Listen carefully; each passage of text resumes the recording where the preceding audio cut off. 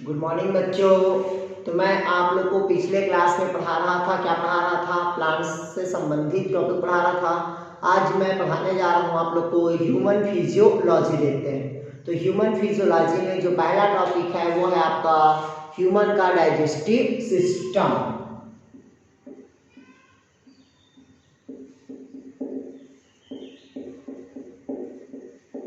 ये देखिएगा अपन क्या देख रहे थे भाई, ह्यूमन डाइजेस्टिव सिस्टम। तो ह्यूमन डाइजेस्टिव सिस्टम में जो पहला होता है वो है आपका, देखिएगा ह्यूमन डाइजेस्टिव सिस्टम को जनरली 5 भागों में क्या किया है, इसको डिवाइड किया गया है। पहला होता है आपका भोज्य पदार्थ का क्या होना, अंदर जाना। मतलब अंदर जाना मतलब क्या हो जाएगा भाई, अंतःग्रहण होगा। दूसरा भोजन का क्या होगा आपका, पाचन होगा। तीसरा भोज्य पदार्थ का क्या होगा आपका, अवशोषण होगा। चौथा भोज्य पदार्थ का क्या होगा भी आपका, स्वांगीकरण। और पांचवा अपचित भोज्य पदार्थ का क्या होगा आपका, बहिष्करण होगा। क्लियर है। तो ह्यूमन डाइजेस्टिव सिस्टम को जनरली 5 पार्ट्स में क्या क्या है, डिवाइड किया गया है। अंदर ग्रहण मतलब क्या होता है, इंगेशन होता है। क्लियर है। दूसरा होता है पाचन। पाचन मीन्स क्या होगा भी आपका, डाइजेशन होगा। और तीसरा होगा अवशोषण, मतलब क्या होगा आपका, एब्जॉर्प्शन होगा। क्लियर है। स्वांगीकरण मतलब क्या होगा आपका, एसिमिलेशन होगा। और बहिष्करण मतलब क्या होता है आपका, एक्सक्रिएशन होगा। या एक्जेशन बोल देते हैं, क्या बोलते हैं इसको, एक्जेशन। इस प्रकार से इसको कितना अवस्था में बांटा गया आपका, 5 अवस्था में बांटा गया।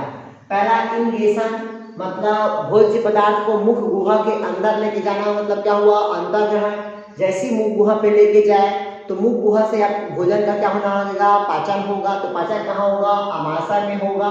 तो भोज्य पदार्थ का डाइजेस्ट होना क्या कहलाया भी आपका, डाइजेशन। और स्मॉल इंटेस्टाइन में पचित भोज्य पदार्थ का क्या करेगा, एब्जॉर्प्शन करता है। अब जो पचित भोज्य पदार्थ है उसके पूरे शरीर में एनर्जी के लिए क्या करता है, वो डिस्ट्रीब्यूशन करेगा। तो वो कहलाता है आपका एसिमिलेशन।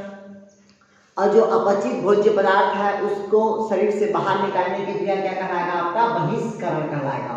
इस प्रकार से क्या होता है भी आपका, ये जो पाचन भोजन की जो होती है उसको जनरली 5 अवस्था में डिवाइड किया गया है। इसमें से अपन पहला देखते हैं, अपन पाचन को देखते हैं। तो डायरेक्ट अपन देखते हैं ह्यूमन डाइजेस्टिव सिस्टम देखते हैं। क्या देखते हैं भाई अपन, ह्यूमन का डाइजेस्टिव सिस्टम। तो सबसे पहले देखते हैं पाचन। पहला क्या देखते हैं भाई अपन, डाइजेशन।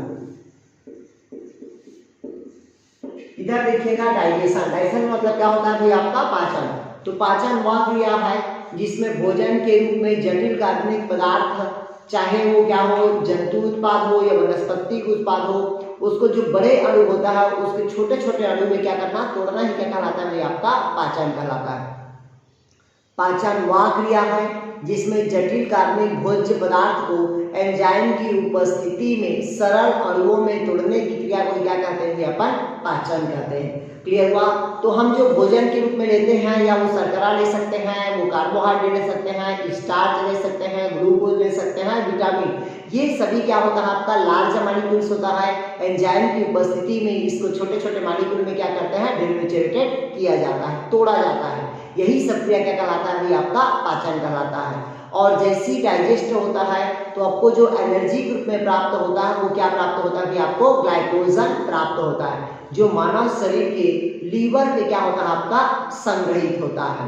क्लियर है। क्योंकि ह्यूमन में अधिक मात्रा में ग्लाइकोजन उपस्थित होता है, जबकि पादप में अधिक मात्रा में सेल्यूलोज उपस्थित होता है। क्लियर है। तो दोनों में डिफरेंट भी आपको समझ आ गया कि ह्यूमन बॉडी में क्या मिलेगा आपको, अधिक मात्रा में ग्लाइकोजन प्राप्त होगा, जबकि प्लांट्स बॉडी में क्या मिलेगा आपको, सेल्यूलोज मिलता है। तो ये देखते हैं कि हो गया आपका पाचन हो गया। अब देखते हैं टाइप्स ऑफ डाइजेशन, मतलब पाचन के प्रकार। तो जनरली जो पाचन होता है वो कितने प्रकार का होगा, 2 टाइप्स होगा, मतलब 2 प्रकार के होता है। इस 2 प्रकार में से जो डाइजेस्टिव सिस्टम होता है, इसमें से पहला होता है आपका अंतःकोशिकीय पाचन, और दूसरा होता है आपका बाह्य कोशिकीय पाचन होगा। तो पहला देखते हैं अंतःकोशिकीय पाचन। अंतःकोशिकीय पाचन, तो देखिएगा अंतःकोशिकीय पाचन मतलब पर्टिकुलर कोई भी कोशिका होगा पर्टिकुलर एक सेल का बना होता है। कितना सेल का बना होता है भाई आपका? एक सेल का बना होता है। जब एक सेल का बना होता है तो इसके अंदर ही क्या होता है, पूरी जो प्रोसेस होगा पर्टिकुलर एक ही सेल के अंदर क्या हो जाता है आपका, कंप्लीट हो जाता है। जैसे देखते हैं अमीबा, किसको देखते हैं भाई अपन? अमीबा। तो अमीबा देखिएगा जिसका साइज और शेप नहीं होता, लेकिन उसमें कौन सा पाचन होता है भाई? अंतःकोशिकीय पाचन होगा। मतलब शरीर के अंदर ही भोज्य पदार्थ का क्या होना, पाचन होना, ये क्रिया कहलाता है आपका अंतःकोशिकीय पाचन होगा। दूसरा होता है जैसे कि अंतःकोशिकीय पाचन में देखिएगा ये अमीबा है, ये भोज्य पदार्थ यहाँ पास आया तो यहीं पास ऐसे किसका निर्माण हो जाएगा, ये उत्पाद का निर्माण करेगा। जैसे भोजन अंदर गया तो भोजन का क्या हो गया आपका अंतःग्रहण, और भोजन को उसके किस भाग में चला गया तो आपका वैक्यूल्स में चला गया। अब इस भोजन का क्या होगा यहाँ पास से डाइजेशन होगा, डाइजेशन होने के पश्चात इस भोजन का क्या होगा आपका एब्जॉर्प्शन होगा, एब्जॉर्प्शन होने के पश्चात क्या होगा आपका एसिमिलेशन होगा, और अपचित भोज्य पदार्थ को शरीर से क्या निकालना, बाहर निकालना, वो कहलाता है आपका बहिष्करण। तो भोज्य पदार्थ का अंदर आना मतलब एंडोसाइटोसिस होगा, क्या होगा भाई आपका एंडोसाइटोसिस, और अपचित भोज्य पदार्थ का बाहर निकलना क्या कहलाता है, एक्सोसाइटोसिस कहलाता है। क्वेश्चन को पूछता है कि अमीबा में भोज्य पदार्थ का अंदर आना क्या कहलाया, एंडोसाइटोसिस कहलाएगा, ठीक है, और अपचित भोज्य पदार्थ का शरीर से क्या निकलना, बाहर निकलना, वो कहलाता है आपका एक्सोसाइटोसिस कहलाता है। ये किसमें होता है भाई? अमीबा में, मतलब एक कोशिकीय जीव में। तो अमीबा में किस प्रकार का पाचन होता है? अंतःकोशिकीय पाचन होता है। दूसरा होता है आपका बाह्य कोशिकीय पाचन। ये जो बाह्य कोशिकीय पाचन की बात कर रहे हैं अपन, तो पर्टिकुलर जो मल्टी सेलुलर होता है, क्या होगा भाई आपका मल्टी सेलुलर ऑर्गेनिज्म, जैसे कि मनुष्य है, तो मनुष्य कैसा होता है आपका मल्टी सेलुलर ऑर्गेनिज्म होता है। जब मल्टी सेलुलर ऑर्गेनिज्म होता है इसमें जो भोज्य पदार्थ का पाचन होता है वो कोशिका के बाहर होता है, इस कारण इसको क्या कहते हैं, बाह्य कोशिकीय पाचन कहते हैं। क्या कहते हैं भाई इसको? बाह्य कोशिकीय पाचन कहते हैं। क्लियर है? तो ये मनुष्य में कैसा होता है भाई आपका बाह्य कोशिकीय पाचन होगा। तो सबसे पहले देखते हैं मनुष्य का डाइजेस्टिव सिस्टम, मतलब डाइजेस्टिव सिस्टम मतलब क्या होता है आपका पाचन तंत्र को देखते हैं। क्लियर है? तो मैं आप लोग को पाचन बता दिया, पाचन के क्या दिया, प्रक्रिया बता दिया, पाचन के प्रक्रम बता दिया, पाचन के क्या बता दिया आपको, प्रकार बता दिया। अब अपन डायरेक्ट देखते हैं ह्यूमन का डाइजेस्टिव सिस्टम। क्लियर है?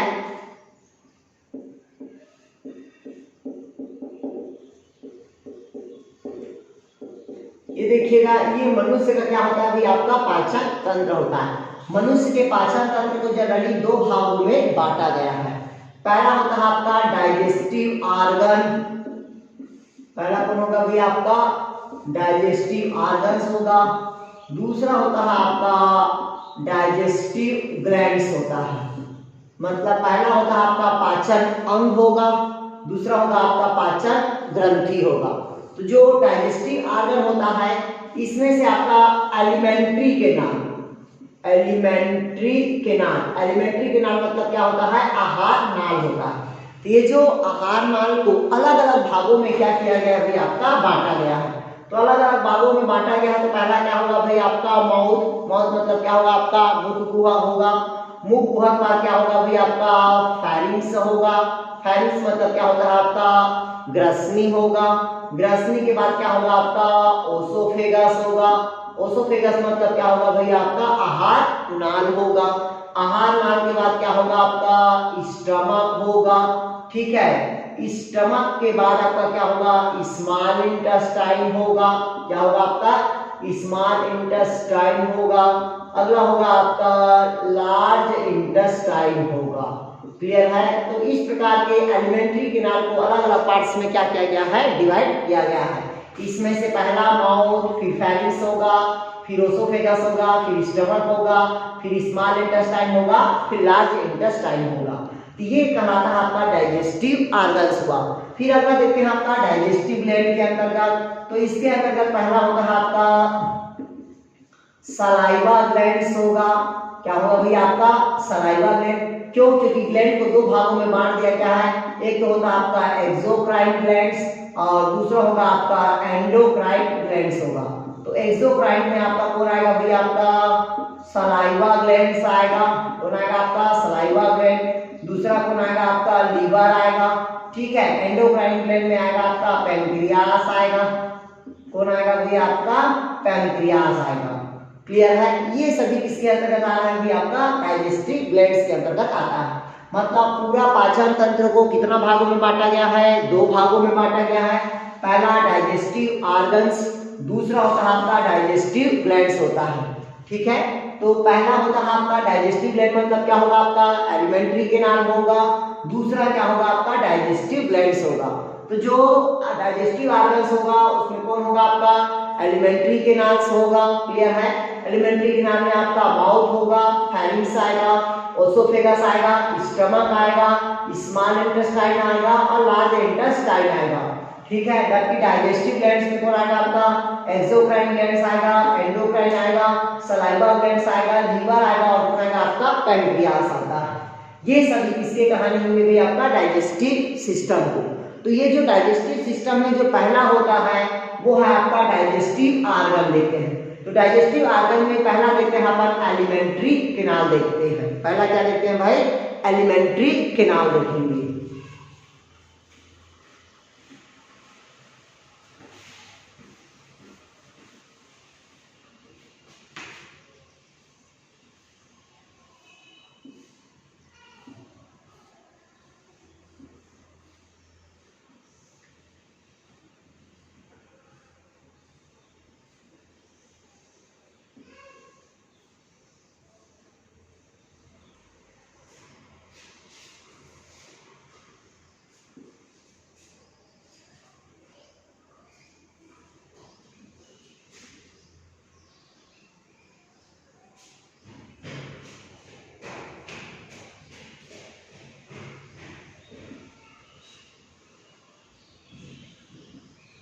ये देखिएगा, सबसे पहले देखते हैं अपन क्या देखते हैं भाई? Alimentary canal.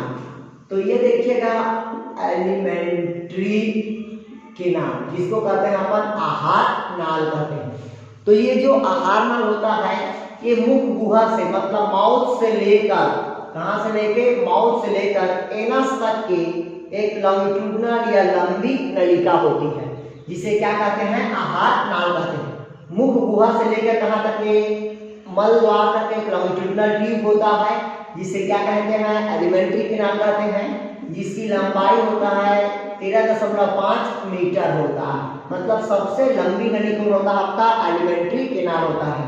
कहीं पास क्या होता है? चौड़ा रहता है और कहीं पास क्या होता है? आपका सकरा होता है। मतलब इस नली में क्रमानुकुंचन की गति पाई जाती है। क्या पाई जाती है भाई? क्रमानुकुंचन की गति हो पाई जाती है। जैसे सिस्टोलिक डायस्टोलिक होता है ना, उस प्रकार की जो मोमेंट होगा वो किसमें होता है? आपका एलिमेंट्री कैनाल्स होता है। क्लियर है? मतलब एलिमेंट्री कैनाल मुख गुहा से लेकर मल द्वार तक एक लंबी नली होती है, जिसे क्या कहते हैं? आहार नाल कहते हैं, जो जिसकी लंबाई 13.5 मीटर होता है। कहीं पास चौड़ा होता है, कहीं पास क्या होता है? आपका सक्रिय होती है। ठीक है, इसमें क्या होता है? क्रमानुकुंचन की गति होती है। क्लियर हुआ? ये कहलाता है आपका आहार नाल कहलाता है। ये आहार नाल को कई पार्ट्स में क्या किया गया है? आपका डिवाइड किया गया है। जब कई पार्ट्स में डिवाइड किया गया है, इसमें जो पहला पार्ट होता है वो है आपका मुख गुहा होता है। मतलब बकल कैविटी और मुख, मतलब मुख और बकल कैविटी बोलते हैं। तो पहला देखते हैं हमारा मुख, मतलब माउथ एंड बकल कैविटी। देखिएगा, mouth and buccal cavity. Mouth and buccal cavity मतलब होता है मनुष्य का जो मुख गुहा होता है वो दरारनुमा संरचना होता है। कैसा होता है भी? आपका दरारनुमा संरचना। मतलब जिस प्रकार से कोई चीज फटता रहता है, मिट्टी जैसे फटता है, तो उसी प्रकार से मनुष्य का मुख गुहा कैसा होता है? दरारनुमा होता है, जो नाक के नीचे क्या होता है? आपका स्थित होता है, जिसे अपन क्या कहते हैं भाई? माउथ कहते हैं। क्लियर है? ये जो माउथ होता है इसमें जनरली क्या होता है? आपका मुख गुहा को जनरली 2 भागों में बांटा गया है। ऊपर जो तालु होता है वो हमेशा क्या होगा? आपका कठोर होता है, और निचले का जो तालु होता है वो हमेशा क्या होता है? आपका नरम होता है या मुलायम होता है। क्लियर हुआ? ऊपर का तालु हमेशा क्या होगा? आपका ठोस होगा, और नीचे का तालु हमेशा क्या होगा? कोमल होता है। क्लियर है? दोनों तालु के बीच में क्या पाया जाता है? आपका टॉन्ग पाया जाता है। क्या पाया जाता है? अपना टॉन्ग। टॉन्ग मतलब क्या पाया जाता है? आपका जीभ पाया जाता है। मतलब दोनों तालू के बीच में क्या पाया जाता है, आपका जीभ पाया जाता है। तो मनुष्य का जो जीभ होता है वो स्वादानुकूल होता है। क्या होता है भाई आपका, स्वादानुकूल, मतलब जीभ के ऊपर पे ऐसे क्या पाया जाता है, पैपेला पाया जाता है। क्या पाया जाता है भाई, पैपेला, जिसको कहते हैं स्वादानुकूल बोलते हैं, मतलब जो स्वाद का क्या कराता है, आभास कराता है। ठीक है, तो जीभ के ऊपर क्या पाया जाता है, पैपेला पाई जाती है, जो स्वाद का क्या कराता है, आभास कराता है। इसी कारण इसको क्या कहते हैं, स्वादानुकूल कहते हैं। ये जो जीभ होता है 3 चीजों का टेस्ट करता है। ये जो टिप पोर्शन होता है ये जनरली मीठा का आभास कराता है। किसका आभास कराता है, मीठा का आभास कराएगा। अगल बगल होता है जो किसका आभास कराता है, खट्टा और नमकीन का आभास कराता है। जबकि अंतिम पोर्शन होता है जो किसका आभास कराता है, भी आपका कड़वा का आभास कराता है। क्लियर है। और इसी जीभ से ये जो लगा हुआ होता है इसको कहते हैं अपन अल्वा कहते हैं। क्लियर हुआ।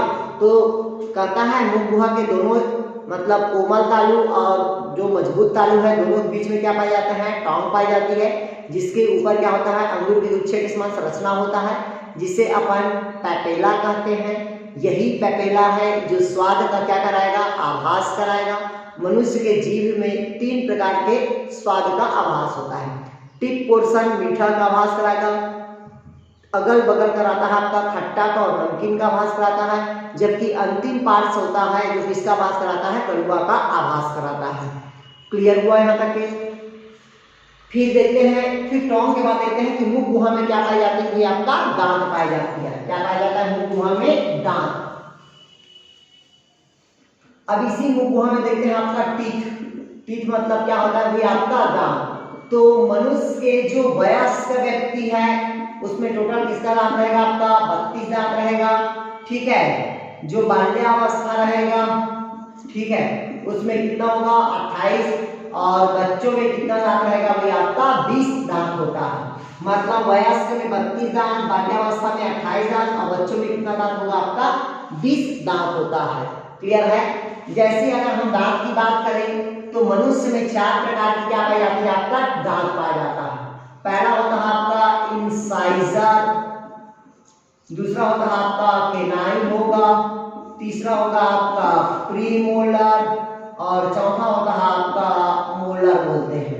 देखिएगा मनुष्य में कितने प्रकार के दांत होगा, 4 प्रकार के। पहला इंसाइजर, दूसरा केनाइन, तीसरा प्रीमोलर, चौथा क्या होगा आपका मोलर होगा। इसी को कहते हैं विजडम का टीथ बोलते हैं।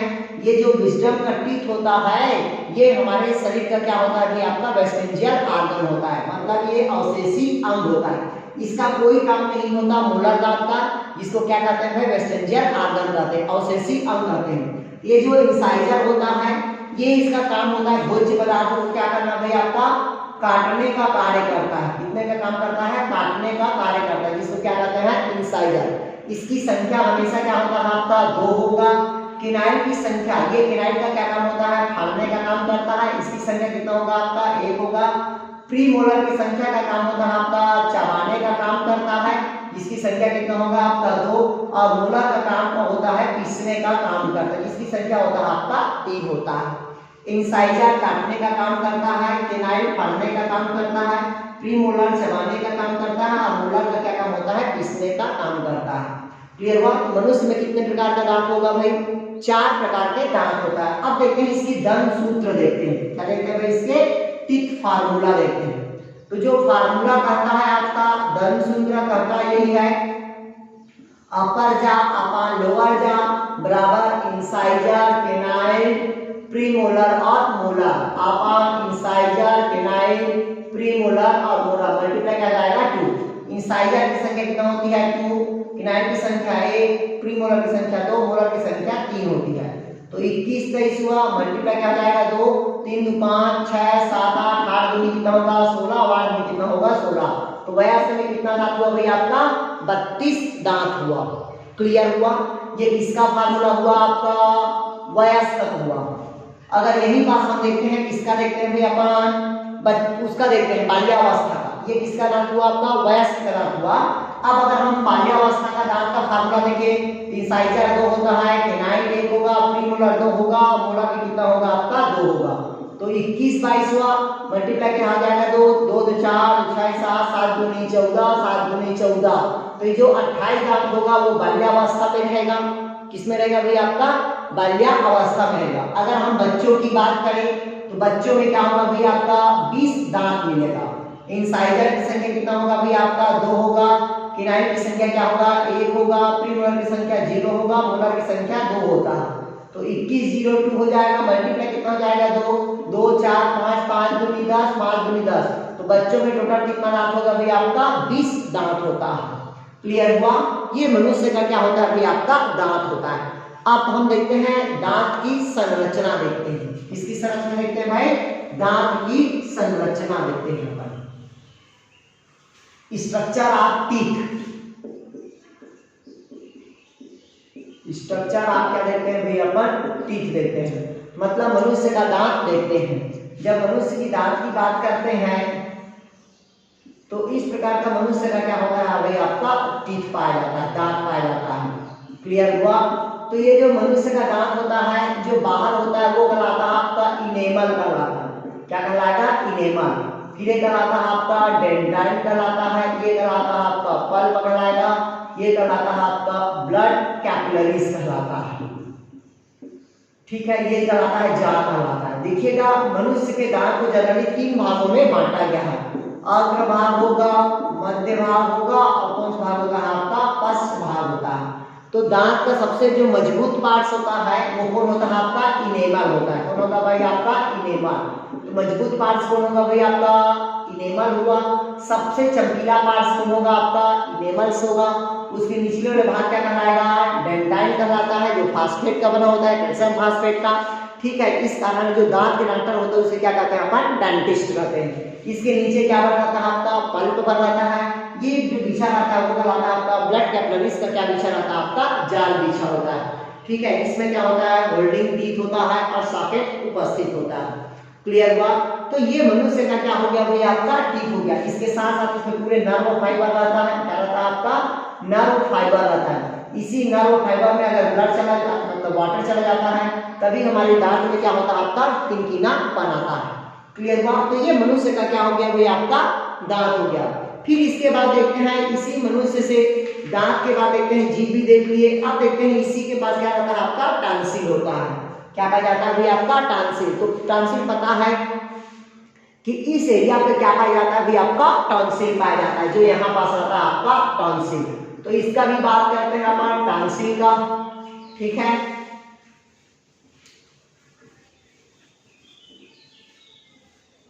ये देखिएगा टॉन्सिल क्या होगा भाई? आपका टॉन्सिल। ये जो टॉन्सिल होता है जनरली ये क्या काम करता है भाई? आपका फेगोसाइट्स की भांति कार्य करता है। क्या पाया जाता है इसको? फेगोसाइट्स की भांति कार्य करता है। फेगोसाइट्स मतलब ये होता है कि जो भी बैक्टीरिया वायरस रहता है उसको क्या करता है? ये भक्षण करने का कार्य करता है। क्यों? क्योंकि इसमें अधिक मात्रा में क्या पाई जाती है? WBCS पाई जाती है। और WBCS मतलब क्या होता है? आपका एंटीबॉडीज का क्या करता है? ये फॉर्मेशन करता है। ठीक है, जो प्रतिरोधक क्षमता उत्पन्न करता है। मतलब कोई भी बैक्टीरिया वायरस को मारने का काम कौन करता है? आपका टॉन्सिल करता है, जिससे फेगोसाइट्स निकलता है। ठीक है, यही जो फेगोसाइट्स है और जो WBCS होता है जो लिम्फोसाइट्स का क्या करता है? आपका फॉर्मेशन करता है। ये क्वेश्चन को पूछता है नीट में कि टॉन्सिल WBCS का क्या काम होता है? आपका लिम्फोसाइट्स का क्या करता है? आपका कार्य करता है। ठीक है, फिर इसके साथ साथ देखते हैं कि मुख गुहा में जो भी बैक्टीरिया वायरस पाए जाते हैं उसको जनरली क्या करता है? ये भक्षण करने का कार्य करता है। भक्षण मतलब मार के खाने का ये कार्य करता है। तो ये हुआ क्या कहलाया? आपका टॉन्सिल कहलाया। अब देखते हैं टॉन्सिल के बाद ये वाला जो पार्ट्स होता है ये कहलाता है आपका फायरिंग्स कहलाएगा। क्या कहलाएगा भाई? आपका फायरिंग्स। तो अगला देखते हैं अपन फायरिंग्स देख रहे हैं। ये देखिएगा ये जो फायरिंग्स होता है ये कीपाकार संरचना होता है। कैसा होता है भाई? आपका कीपाकार संरचना होता है। ये जो आहार नाल के ऊपरी गुहा में क्या होती है? खुलती है। जब ये फायरिंग्स खुलती है कहाँ पास? एलिमेंट्री कैनाल के। इसे क्या कहते हैं? फायरिंग्स कहते हैं। फायरिंग्स मतलब क्या होता है भाई? आपका ग्रसनी कहते हैं। ये जो ग्रसनी होता है जनरली क्या होता है? इसकी जो लंबाई होती है वो 12.5 सेंटीमीटर होता है। कितना होता है भाई? 12.5 सेंटीमीटर इसकी क्या होती है? लंबाई होती है, जिसे जनरली अपन क्या कहते हैं? फायरिंग्स कहते हैं। ये जो फेरिंक्स होता है इसको 3 भागों में बांटा गया है। कितना पार्ट्स में बांटा गया है? 3 भागों में बांटा गया है। पहला होता है आपका नेसोफेरिंक्स होगा, पहला कौन होगा भाई? नेसोफेरिंक्स होगा। दूसरा होगा आपका ओरिंगोफेरिंक्स, कौन फेरिंक्स होगा? ओरिंगोफेरिंक्स होगा। और तीसरा होगा जिसको कहते हैं अपन लैरिंगोफेरिंक्स कहते हैं। कितना फेरिंक्स होगा भाई? आपका 3 फेरिंक्स होगा। पहला नेसोफेरिंक्स होगा, दूसरा ओरिंगोफेरिंक्स होगा और तीसरा होगा आपका लैरिंगोफेरिंक्स होगा। जो नेसोफेरिंक्स होगा वो किससे संबंधित होता है? आपका श्वसन से संबंधित होगा। ओरिंगोफेरिंक्स भोजन को संवहन करता है। भोजन को क्या करता है? ये संवहन मतलब नीचे ले जाने का काम करता है। क्लियर है? चौथा लैरिंगोफेरिंक्स ये आवाज से क्या होगा? आपका संबंधित होता है। क्लियर हुआ? मतलब फेरिंक्स कितना ग्रुप में बांटा गया? आपका 3 प्रकार में बांटा गया है। पहला होगा आपका नेसोफेरिंक्स जो श्वसन से संबंधित होगा। दूसरा ओरिंगोफेरिंक्स जो भोजन को संवहन करता है। तीसरा होता है आपका लैरिंगोफेरिंक्स जो आवाज से क्या होता है? आपका संबंधित होता है। तो ये फेरिंक्स जनरली क्या होता है? 3 प्रकार के होता है। ठीक है, फिर देखते हैं। फिर यही पास क्या होता है? आपका गुलेट होता है और क्या होता है? आपका इपिग्लॉटिस होता है। इसको कहते हैं ग्लॉटिस और इपिग्लॉटिस होगा। तो यहाँ पास क्या होता है? आपका ग्लॉटिस होता है और नीचे पे होता है आपका इपिग्लॉटिस होता है। ये जो ग्लॉटिस और इपिग्लॉटिस का ही काम होता है भोजन और श्वसन से संबंधित होता है। क्लियर है? यही जो इपिग्लॉटिस होता है जब भोजन अंदर आता है तो श्वास नली को क्या कर देता है? बंद कर देता है और जब श्वास लेते हैं तो वो ग्रास नली को क्या कर देता है? हमारा बंद कर देता है। ये कहलाता है आपका इपिग्लॉटिस कहलाता है। ठीक है, फिर इसके बाद देखते हैं। फिर ये जो निचले पोर्शन आता है ये कहलाता है आपका ओसोफेगस। देखते हैं क्या देखते हैं भाई? ओसोफेगस। ओसोफेगस मतलब होता है आपका ग्रास नली। देखते हैं अपन।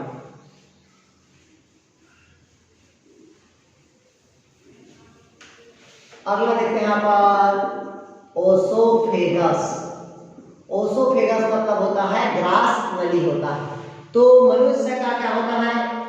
मनुष्य का जो नीचे फेरिंक्स होता है वो 25 सेंटीमीटर लंबी नलिका को अपन क्या कहते हैं? ग्रास नली कहते हैं। ये जनरली ग्रास नली में क्या होता है? आपका भोज्य पदार्थ का पाचन नहीं होता किंतु भोज्य पदार्थ को नीचे लाने का क्या करता है? ये कार्य करता है। और यही ओसोफेगस है जो डायफ्राम को छेदता है। किसको छेदता है? आपका डायफ्राम को छेद कर किसका निर्माण करता है? आपका स्टमक का फॉर्मेशन करता है। अगर पूछा आपसे कि ओसोफेगस किसको छेदने का काम करता है तो डायफ्राम को छेद कर क्या करता है? आपका आमाशय का निर्माण करता है। जबकि क्या होता है? जो ओसोफेगस होता है इसमें भोज्य पदार्थ का पाचन नहीं होता, जबकि इसकी दीवार पर म्यूकस का क्या होता है? सिक्रेशन होता है जो भोज्य पदार्थ को लुब्धीदार बनाने का कार्य करता है या चिपचिपा बनाने का कार्य करता है। इसकी दीवार में संकुचन और सिकुड़न की क्या होती है? आपका क्रिया होती है। और यही पास है जो भोजन को लुब्धी बनाने के साथ साथ ये ग्रास नली से भोजन कहाँ चला जाता है? आपका आमाशय में जाता है। तो इसके बाद देखते हैं अपन अगला जो देखते हैं वो क्या होगा भाई? आपका आमाशय देखते हैं। आमाशय मतलब क्या हो जाएगा? आपका स्टमक। तो इसके पहले डायफ्राम बता दी मैं आप लोग को। ये जो डायफ्राम का काम होता है पूरी सिस्टम को क्या करता है? ये बैलेंस करके रखता है, मतलब शेप देता है। कौन शेप देता है? तो आपका डायफ्राम। ये जो डायफ्राम का मुख्य भूमिका होता है आपका श्वसन की क्रिया में इसकी भूमिका होती है। किसकी क्रिया में भूमिका होती है? श्वसन की क्रिया में भूमिका होती है। तो अगला देखते हैं अपन स्टमक देखते हैं। क्या देखते हैं भाई? स्टमक।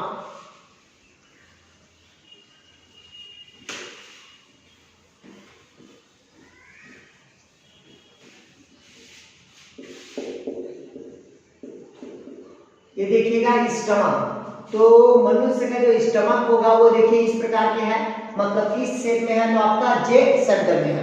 मतलब डायफ्राम के नीचे एब्डोमिनल के ऊपर किस तरफ है? तो लेफ्ट साइड पे स्थित होती है। जो किस शेप में होगा? आपका जेट शब्द होगा। ये क्या हुआ? आपका डायफ्राम। डायफ्राम में कहाँ होगा? आपका नीचे और एब्डोमिनल पे कहाँ होगा? ऊपर। किस साइड है? तो आपका लेफ्ट तरफ क्या होता है? स्थित होता है। किस शेप में होता है? तो आपका जेट शब्द में होता है, जिसे अपन क्या कहते हैं भाई? स्टमक कहते हैं। जनरली मनुष्य का जो स्टमक होता है वो 30 सेंटीमीटर लंबी होती है। कितना सेंटीमीटर होता है? आपका 30 सेंटीमीटर लंबी मतलब संरचना होती है। ये स्टमक में क्या होता है, संकुचन और शीतलन की क्या होती है, आपका क्रिया होती है। क्लियर हुआ? अब ध्यान से सुनिएगा, ये जो स्टमक की जो मध्य भाग होता है, ये इसमें सिर्फ क्या भरा रहता है, आपका गैस भरा होता है। क्या भरा रहता है, आपका गैस। इसी कारण मनुष्य के स्टमक को 3 भागों में बांटा गया है। पहला होता है आपका कार्डियक, दूसरा होता है आपका फंडिक और तीसरा वाला भाग होता है आपका पायलोरिक होता है। क्लियर है? मतलब मनुष्य की स्टमक को कितने पार्ट्स में बांटा गया है, 3 पार्ट्स में बांटा गया है। पहला होता है आपका कार्डियक, दूसरा फंडिक और तीसरा क्या होगा, आपका पायलोरिक होता है। तो कार्डियक मतलब हृदय के नजदीक होता है, इस कारण इसको क्या कहते हैं, अपन कार्डियक कहते हैं। और मध्य भाग को अपन क्या कहते हैं, फंडिक, जहाँ पर सिर्फ क्या भरा रहता है, आपका गैस भरा रहता है। और तीसरा भाग होता है आपका पायलोरिक होता है। ठीक है, देखिएगा यहाँ पास एक वाल्व पाई जाती है जिसको कहते हैं इंस्पेक्टर का वाल्व कहते हैं। कौन सा वाल्व कहते हैं भाई, इंस्पेक्टर का वाल्व कहते हैं। ये जो वाल्व होता है इंस्पेक्टर का वाल्व, ये जनरली बच्चों में क्या होता है, आपका अल्प विकसित होता है, और जो हमारे जैसे आपके जैसे हैं उसमें क्या होता है, ये पूर्ण विकसित होता है। इस कारण बच्चे को जब छोटे बच्चे को जब दूध पिलाते हैं तो कभी भी बैठ के नहीं पिलाते, हमेशा खड़ा होकर पिलाना चाहिए या जनरली बैठ के पिलाओ, ताकि बच्चे को सुला के नहीं पिलाना चाहिए। क्यों? क्योंकि बच्चों में जो इंस्पेक्टर का वाल्व होता है वो अल्प विकसित होता है, और ये बच्चा अगर दूध पीता है तो तुरंत क्या करता है, वो उल्टी कर देता है। तो हमारे शरीर में 2 जगह क्या पाया जाता है, इंस्पेक्टर का वाल्व पाया जाता है, एक कार्डियक के ऊपर और दूसरा मल द्वार के पास होता है। दोनों बच्चों में क्या होता है, अल्प विकसित होगा, और हम में आप में क्या होता है, ये पूर्ण रूप से विकसित होता है। क्लियर हुआ? तो ये मनुष्य में क्या होता है, अभी मैं आप लोग को स्टमक बता दिया। फिर इसके साथ साथ देखते हैं कि मनुष्य के शरीर में क्या पाई जाती है, आपका जठर ग्रंथि पाई जाती है। कौन सी ग्रंथि पाई जाती है भाई, आपका जठर ग्रंथि, जिसको कहते हैं गैस्ट्रिक ग्लैंड्स कहते हैं।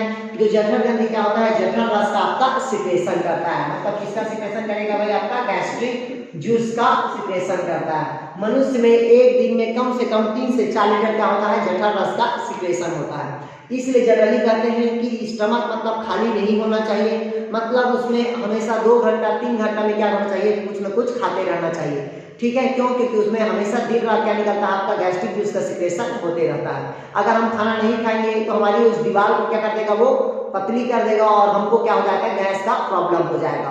क्लियर है? क्यों? क्योंकि गैस का डकार 2 प्रकार के आता है स्टमक में डकार, एक तो खाली पेट का डकार आता है, दूसरा भरा हुआ पेट होता है। जब एक बार हमारा पेट भर जाता है तो हमको और ठूस के नहीं खाना चाहिए।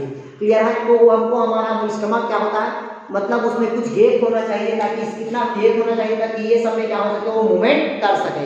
क्योंकि अगर हम दिन रात खाते रहेंगे तो हमारा स्टमक में क्या होगा, आपका तना हुआ रहेगा, और तना होने के कारण उसमें क्रमण कुंचन की गति नहीं हो पाएगा, मतलब संकुचन और शीतलन की क्रिया नहीं हो पाएगी। मतलब हमारे स्टमक को कुछ घंटों के लिए, 1-2 घंटों के लिए क्या होना चाहिए, खाली छोड़ देना चाहिए, ताकि वो उसमें क्रमण कुंचन की गति होते रहे। तो ये मनुष्य का क्या हुआ भाई, आपका स्टमक। इसके साथ साथ एक गैस्ट्रिक जूस के साथ साथ इसमें किसका सिक्रेशन होता है, HCl का सिक्रेशन होता है, जिसको कहते हैं हाइड्रोक्लोरिक एसिड कहते हैं। ठीक है, ये खाना खाने के बाद क्या होता है, एसिड का सिक्रेशन होता है। बट याद रखना, दोपहर के समय पित्त रस हमारे शरीर में क्या होता है, अधिक मात्रा में सिक्रेशन होता है, और पित्त रस को जो शांत करता है वो है आपका अजवाइन करता है, और दूसरा करता है आपका गाय का घी करता है। क्लियर है? हमेशा दिन को ही, मतलब गर्म इसमें ठंड के दिन में या बरसात के दिन में क्या करना चाहिए, घी खाना चाहिए। गर्मी के दिन में घी नहीं खाना चाहिए, और अजवाइन को 12 महीना खाना चाहिए। वो है तो सिर्फ खाने के समय, मतलब खाने के बाद, वो भी दोपहर में खाना चाहिए अजवाइन को।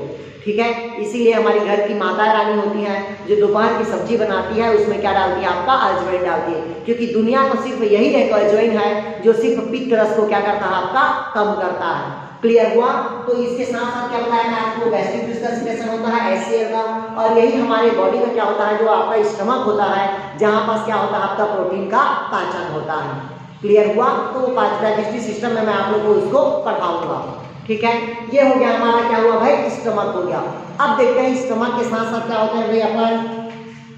अब देखते हैं, बात करते हैं जानवरों की स्टमक। तो जानवर की स्टमक 4 प्रकार के होता है, ओसोफेगस होता है, रुमेन होता है, और आपका ड्यूडेनियम होता है, और क्या होता है, आपका रेटिकुलम होता है। ठीक है, तो ये मतलब स्टमक के, मतलब जानवर की स्टमक को अपन बाद में बता देंगे। ठीक है, अपन मनुष्य का पढ़ रहे हैं तो मनुष्य का पहले बताते हैं। अब देखते हैं आपका स्टमक के बाद क्या देखते हैं भाई, आपका छोटी आंत देखते हैं। क्या देखते हैं भाई, छोटी आंत, स्मॉल इंटेस्टाइन देखते हैं अपन।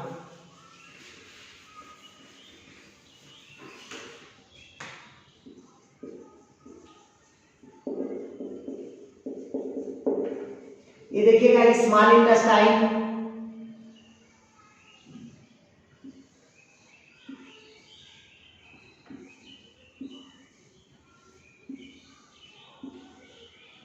ये देखिएगा मनुष्य में क्या होता है, स्मॉल इंटेस्टाइन पाई जाती है। ये जो यहाँ पास होता है स्मॉल इंटेस्टाइन, मतलब क्या होता है, ये सबसे लंबी नली होती है। मतलब ये कितना मीटर होता है आपका, 6 मीटर होता है। ये 6 मीटर को 3 भागों में बांटा गया है। पहला होता है आपका ड्यूडेनियम, और दूसरा होता है आपका जेजेनियम, और तीसरा होता है आपका इलियम होता है। क्लियर है। जनरली कितने पार्ट्स में बांटा गया, इसको 3 पार्ट्स में बांटा गया। पहला ड्यूडेनियम होगा, दूसरा जेजेनियम, तीसरा क्या होता है, इलियम। सबसे लंबी नली कौन होता है भाई, आपका इलियम होता है, जो जनरली कितना मीटर होता है आपका, 5 मीटर लंबी नली होती है। इसी भाग में जनरली भोज्य पदार्थ का क्या होता है भाई, आपका पाचन होता है। ड्यूडेनियम या यू आकार की नली होती है। किस आकार की नली होती है, यू आकार की नली होती है। ये जो ड्यूडेनियम होता है इसमें जनरली यकृत निवाहिका और पित्ताशय, मतलब क्या होता है, अग्नाशय निवाहिका, दोनों आपस में आके यहाँ पर क्या होता है, खुलता है। यकृत मतलब हेपेटिक पोर्टल वेन्स बोलते हैं, या इसी को बोलते हैं लीवर पैंक्रियाट, लीवर नलिका बोलते हैं, या यकृत निवाहिका बोलते हैं, और दूसरा क्या होता है, अग्नाशय नलिका। यही दोनों नलिका कहाँ खुलता है, तो आपका ग्रहणी पे खुलता है। क्लियर हुआ यहाँ तक, जो यू आकार की नली होती है। फिर उसके बाद देखते हैं इसके जस्ट नीचे होता है, जिसको क्या कहते हैं अपन, जिसेनियम कहते हैं, जो ड्यूडेनियम और इलियम को सिर्फ जोड़ने का क्या करता है, आपका कार्य करता है।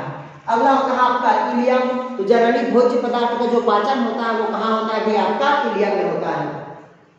इसकी दीवार पर उंगली के समान क्या पाई जाती है, प्रवर्ध पाई जाती है। उंगली के समान प्रवर्ध पाए जाने के साथ साथ इसमें क्या होता है भाई, आपका माइक्रोबिलाई पाई जाती है। क्या पाई जाती है, आपका माइक्रोबिलाई पाई जाती है, जो जनरली भोज्य पदार्थ को क्या करता है, एब्जॉर्प्शन करता है, और एब्जॉर्प्शन करने के साथ साथ उसको सतह ये प्रदान करता है। क्लियर हुआ। ये हो गया आपका स्मॉल इंटेस्टाइन हो गया। अगला देखते हैं अपन लार्ज इंटेस्टाइन देखते हैं। देखिए स्मॉल इंटेस्टाइन में ये हुआ आपका ड्यूडेनियम हुआ, ये हुआ आपका जेजेनियम, और ये हुआ आपका इलियम। तो स्मॉल इंटेस्टाइन के लार्ज इंटेस्टाइन के किस भाग में खुलता है, तो सीकम में खुलता है। तो अगला देखते हैं अपन लार्ज इंटेस्टाइन देखते हैं। क्या देखेंगे भाई अपन, लार्ज इंटेस्टाइन। तो लार्ज इंटेस्टाइन में ये वाला पार्ट कहलाता है आपका सीकम कहलाता है, ये वाला पार्ट आपका क्या कहलाता है, आपका कोलोन कहलाएगा, और ये वाला पार्ट क्या कहलाएगा, आपका रेक्टम होगा। लार्ज इंटेस्टाइन को 3 पार्ट्स में बांटा गया है। पहला सीकम, दूसरा कोलोन, और तीसरा क्या होगा, आपका रेक्टम होगा। तो पहला देखते हैं अपन सीकम देखते हैं। तो सीकम मतलब स्मॉल इंटेस्टाइन का जो एरिया कहाँ खुलती है, वो सीकम के पास खुलती है। एक बार अपचित भोज्य पदार्थ यहाँ आ जाता है, वो वापस नहीं जाता। क्यों, क्योंकि यहाँ पर सीकम का वो क्या पाया जाता है, वाल्व पाया जाता है। इसी सीकम के नीचे में वर्मिफॉर्म अपेंडिक्स पाया जाता है। क्या पाया जाता है भाई, वर्मिफॉर्म अपेंडिक्स पाया जाता है। ठीक है, जो जनरली क्या करता है, आपका सेलुलोज का पाचन करता है। ठीक है, हमारे शरीर में क्या होता है, अवशेषी के रूप में है, लेकिन जानवर में आज भी क्या होता है, कार्यरत होते हैं। दूसरा होता है आपका कोलोन। तो यहाँ से अपचित भोज्य पदार्थ कहाँ जाएगा, आपका कोलोन में जाएगा। तो कोलोन को 3 भागों में बांटा गया है, असेंडिंग भाग, डिसेंडिंग, और क्या होता है आपका ट्रांसवर्सेस होता है। ठीक है, जिसे अपचित भोज्य पदार्थ कोलोन से होते हुए कहाँ जाएगा, आपका रेक्टम में जाएगा। तीसरा होता है आपका रेक्टम होगा, जहां बस अपचित भोज्य पदार्थों को क्या होगा, संग्रहित होगा, और समय समय पर मल द्वार के द्वारा मल को क्या करेगा, वो बाहर करता है। तो इस प्रकार का आपका मनुष्य का डाइजेस्टिव ऑर्गन क्या हो गया, आपका समाप्त हो गया। कल के वीडियो में मैं आप लोग को पढ़ाऊंगा डाइजेस्टिव ग्लैंड्स पढ़ाऊंगा। ठीक है, ओके दोस्त, थैंक यू।